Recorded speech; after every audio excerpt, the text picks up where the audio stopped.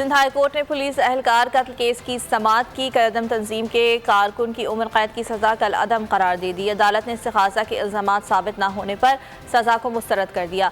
अदालत ने रिमार्क दिए कि इस्तिगासा इल्जामात साबित करने में नाकाम रहा। इंसदादी दहशतगर्दी अदालत ने साद अजीज को 16 अक्टूबर 2014 को रैपिड रिस्पांस फोर्स में तैनात पुलिस एहलकार के कत्ल का मुजरिम करार देते हुए उम्र कैद की सजा सुनाई थी। मंजिल, रास्ता, जज्बा, भयानक सच्चाई से हटाए पर्दे और तोड़ डाली झूठ की बेड़ियां। सलाखों से डरना कैसा जब चट्टानों ने पाला हो।